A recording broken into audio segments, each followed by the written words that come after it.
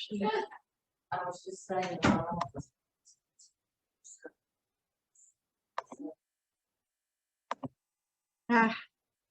Sorry, y'all.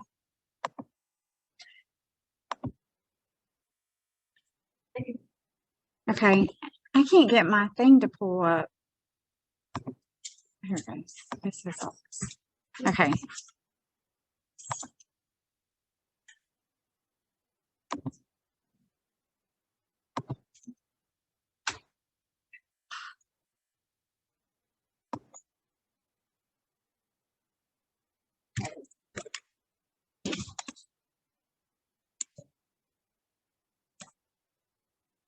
Hold on, y'all. I'm sorry.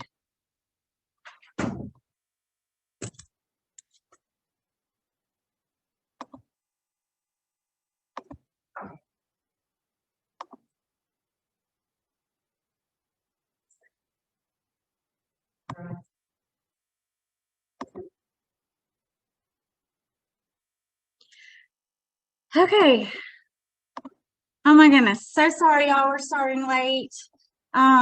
Please let me know if y'all can't hear me or that you can't see my slides. Y'all good there? Okay. All right. So we'll get started. So I'm Denise Fields. I am a registered dietitian here in town. I have a private practice called DF Nutrition and Wellness. And today we want to talk about heart healthy nutrition and some foods to start including in your diet. So first of all, let's talk about what does a heart healthy diet look like. So you've probably heard there's good fats, bad fats, that sort of thing. So we're going to talk more about that today.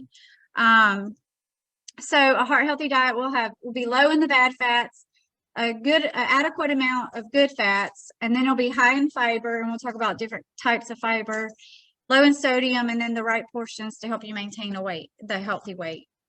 So the first thing is total fat. So your total fat is your trans fat, saturated fat, and unsaturated fat. So that's like your monounsaturated fat, polyunsaturated fat. And your total fat should make up about 20 to 35% of your total calories. So what that actually means is there anybody that is tracking your macros, like you use the MyFitnessPal app or any kind of app that you track macros? Anybody? Huh? No, y'all don't?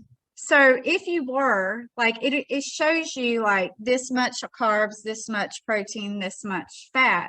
Well, a lot of times when people are like trying to lose weight, they reduce the carbs, and then sometimes they increase the fat.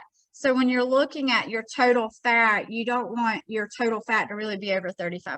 It's the gist of it, because even if your total fat is a lot of those good fats, it's still like too much of a good thing does turn to a bad thing. So if you're tracking macros and you're really trying to reduce carbs, like take a look at how much total fat that you're getting in. You know, let me know if you have any questions or anything. Okay.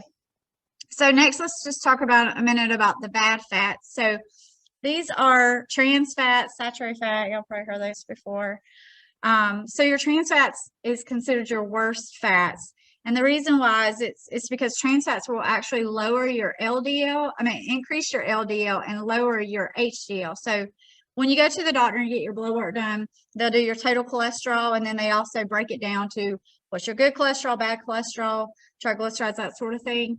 So your LDL is your bad cholesterol. So you really want it to be low, but these trans fats will raise them. And then your HDL is your good cholesterol, and you actually want it to be high, but it will bring it down. So trans fats in a lot of processed foods. It's also done in the process of hydrogenation, which just means that when they take an oil and make it a solid, like think stick margarines, they do the hydrogenation, they're adding trans fat to it. And then saturated fat is not as bad as trans fat, but it can increase your LDL, so your bad cholesterol can make it go up. So if you already have high LDLs, you want to watch saturated fat. But it may be able to increase your good cholesterol. So there's that. So your saturated fats found a lot in processed foods, like in animal products. Like think of the skin on the chicken, the marbling of the meat. That's a lot of saturated fat. And it's in some oils like coconut oil and palm oil. Now, there's a lot of studies coming out that the saturated fat found in dairy and those oils are actually not that bad and maybe have some benefit. So that's why you'll see a lot about coconut oil and being a good, not a bad choice. Okay, so which is better, butter or margarine? What do y'all think? Butter. So it's actually, they both have their benefits. So margarine definitely is worse if it's the stick margarines because it'll have the trans fat. But butter doesn't have any trans fat, but it is high in saturated fat. But it's a dairy is made from, it's a dairy product. So they think the saturated fat and that's not as bad as they once thought. And then margarines, so margarines, the tub margarines are actually, they are lower in fat. So it kind of depends like what they're made with the good fat. So what fat they have in them is good as long as you make sure you get the kind without trans fat. So the answer is they both have benefit. Usually that's where people go with what you like, which most people prefer butter. But just make sure that you don't do too much of either one. We actually use both in my house because butter has a better taste, but like if we're like something like the margarine spreads better. So we use both. Okay, so let's talk a second about good fats. So this is your polyunsaturated fats and your monounsaturated fats. So these are like the polyunsaturated lowers your LDLs, but they also lower your good cholesterol too. But this is where you think omega-3s, omega-6s.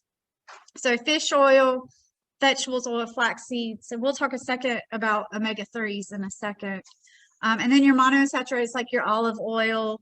These are probably, it's a really good choice. They lower your LDLs. They don't really do anything for your HDL. So olive oil, canola oil, peanut oil, avocados, and nuts. Okay, so omega-3s, these are probably the best fats. This is why like fish gets a good, rep, or like fatty fish like salmon, because it can actually lower LDL and it'll lower the bad, increase good, and it can significantly decrease your triglycerides. And that's why a lot of people will include this in their diet. And it helps like overall reduce inflammation in your body, which does a number for like heart disease, diabetes, but also like cancer. So lots of good benefits there. It reduces like blood clotting or risk of blood clotting, which is important for decreasing risk of strokes. And then of course it can decrease blood pressure too. So you can find these in like fatty fish like tuna and salmon, canola oil, walnuts, and flax seeds. Okay, so we kind of answered this already, but is coconut oil the best oil to cook with? What do you think? And then what do you think is the best oil to cook with?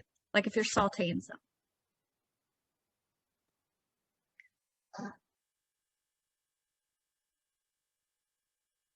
Yeah, no, peanut oil's good. Yeah.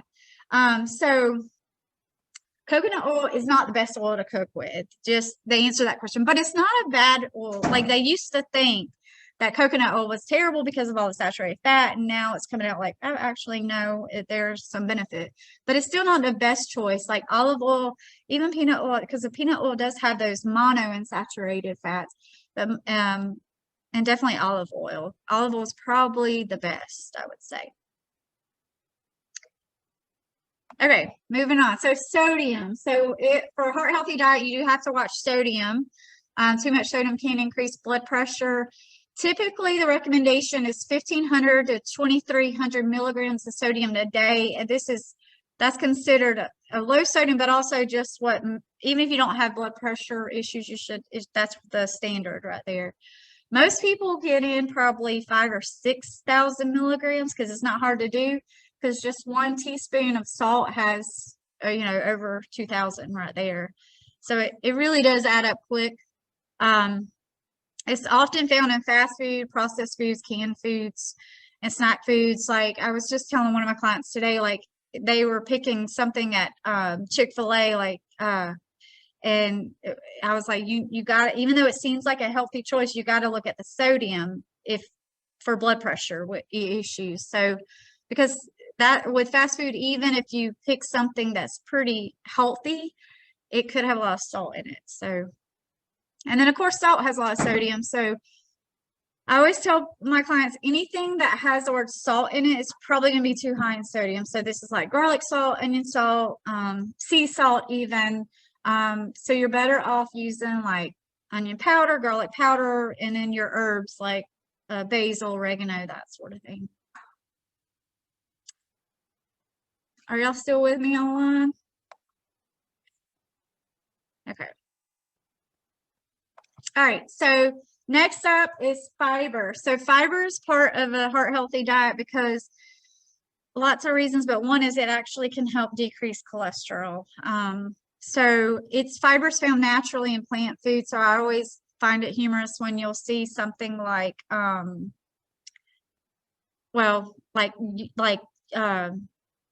yogurt that has fiber, you know, obviously is added to it, which is not a bad thing, but you can tell it's not naturally in there.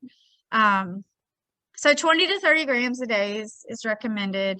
So there's different types of fiber. There's insoluble fiber. This is found like in wheat bread and brown rice and whole wheat pasta. This is actually not necessarily helps with cholesterol, but it does help with gut health, which is really important. It helps that, you know, keep your gut healthy, helps with the good bacteria and all that. And then soluble fiber is what actually helps lower your cholesterol. This is like in oats. This is why Cheerios puts on their, you know, box that they can help lower cholesterol. But apples, bananas, citrus, oats, carrots, barley, and beans help. So as you increase fiber, make sure you increase fluid intake. This is really important, especially if you start loading up on like Fiber One bars and such. Your stomach will hurt, let's just say. So you need to make sure you drink a lot of water. Okay, so what about cholesterol? A lot of people ask me, you know, well, do I have to look, when I look at the label, do I need to pay attention to cholesterol? So first, cholesterol is only found in animal products. So again, it's, you know, you'll see products that are like oats that'll say cholesterol free. Well, it's a marketing ploy because it's a plant food, and plant foods none of them have cholesterol because they're only in animal foods. But for some people, too much cholesterol can increase their blood cholesterol, but for most people, it's not the cholesterol that you have to watch out for. It's actually the fats that we just talked about, and then it's added sugar, because sugar can actually make your cholesterol numbers go up if you don't watch them. So for a lot of people, I tell them you don't have to worry so much about cholesterol. Not to say that go load up on like eggs and shrimp and stuff, because if you do too much of it, it might. Okay, plant sterols and stanols. Have y'all heard this before? So these are actually very helpful in reducing cholesterol and for heart health, because they're found in plant foods, obviously, and they're similar structure to cholesterol. So what they do is they help block absorption of cholesterol. So the cholesterol that you're eating, they're competing for absorption. So it makes it where your body's not going to absorb as much. It is found naturally in plant foods like grains, oils, nuts, and seeds, but it's a small amount. So if you're really trying to decrease if you have high risk for heart disease, then you might want to do the fortified foods. And they do have some, like if you look at the Benecol, or if you've seen the Benecol products, that's their thing, is they've fortified like margarines and yogurts and juices with this type of, with the plant sterols. So 2 grams a day is what's recommended. It can decrease your cholesterol levels. Okay, and then of course, you know, part of a heart healthy diet is maintaining a healthy weight. And really, if you need to lose weight, it doesn't mean that you have to like lose a significant amount of weight to help improve heart health. Just 5 or 10% of your body weight sometimes can get people off medications. So it doesn't take that much a lot of times. Okay, so I wanted to just point a few things out on the label because when we talk about like different kinds of fats and fibers and sugars and like what do you look at? What's the most important thing? So the first off is looking at the fats. Like we said, trans fat is the worst, so you always want that to be 0. And saturated fat, it's okay to have some. You usually in a whole day, I would say between about 15 grams, so this product only has 1 gram. It's not that bad. And then with sodium, you remember how many milligrams we said for sodium? It was 1,500 to 2,000 milligrams. So this product has 160. So if you think 160 sounds like a lot until you think, well, I get up to 2,000 a day, that's not that bad, So it's good to have that reference number of how much you're supposed to have. And then another thing I like to look at is added sugars. This example has 10, and you really want your product to be, well, 0 is ideal for added sugar, but less than 5 grams is a good goal. So that's what I would look at, added sugar, sodium, and really with sodium, like sometimes if you don't have high blood pressure or at risk for high blood pressure, that's kind of a secondary thing, looking at the types of fat and added sugar is more important. But if you do have high blood pressure, then it becomes the top of the list, Do you have any questions?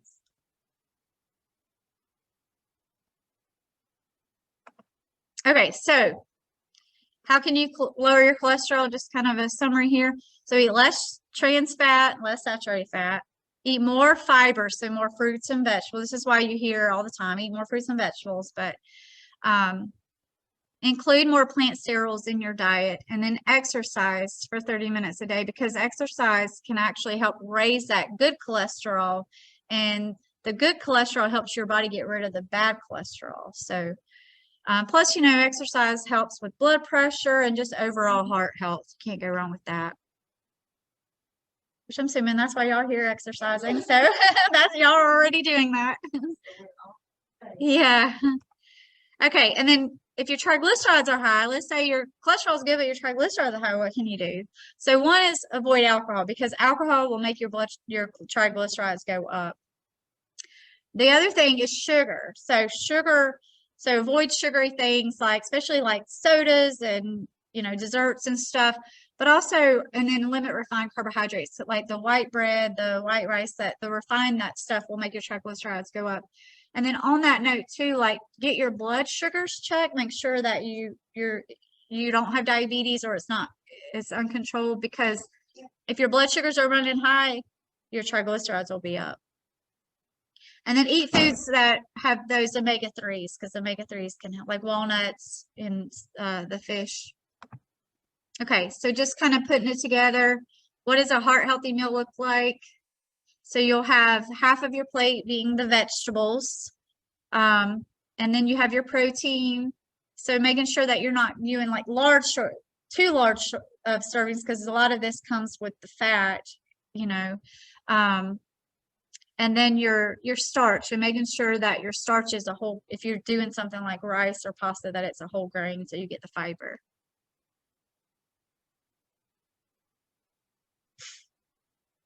Okay.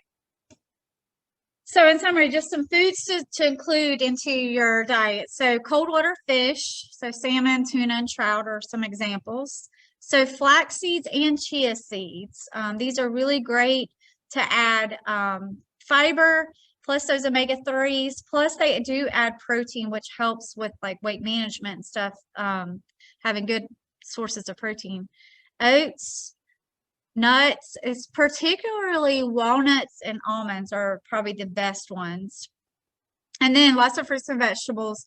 The goal is 5 a day, and I put on here variety is best, because I almost put like your orange vegetables and fruits, and then red, and I was like, really, they're all have different benefits, so that's why you want to include different colors, because they all have different nutrients in them that are heart healthy. And then the foods fortified with sterols. And then you want to limit your stick margarines, added sugars, refined carbohydrates, fried foods, and then highly processed foods. Think of like chips, you know, something like that, some of your snack foods. And then of course fast foods. I mean, you know, it's fine to have every now and then, but if you're doing that regularly, you know, you want to try to, you know, decrease that for sure. And then of course alcohol. Any questions? No? All right, so last, I just wanted to tell you, if you want additional help, you know, I do meet with clients one-on-one. I do have a free Facebook group. It's called Weight Loss Support with DF. This month we're focusing on heart health, but we just have different topics that I've taught, post recipes, things like that. And then, you know, I do have a practice where I see patients one-on-one, and I do accept insurance. So a lot of times I can help people with weight loss, their cholesterol, diabetes, things like that, and their insurance covers that 100% a lot of times. So, and then I have my 12-week program. So if you're trying to lose weight and you need like a lot of accountability, this is a great program for you because it has weekly accountability, has one-on-one and group support. So just let me know if you want more information about any of this. I'm happy to talk to you about it. You can email me at info@denisefieldnutrition.com or check out my website, denisefieldnutrition.com. Anyways, do y'all have any questions or comments or anything? Thank y'all for coming, and thank y'all for those that tuned in online. I appreciate it. Sorry we had a late start, just some technical difficulty. All right, y'all. Well, I will see y'all next time. Thanks again.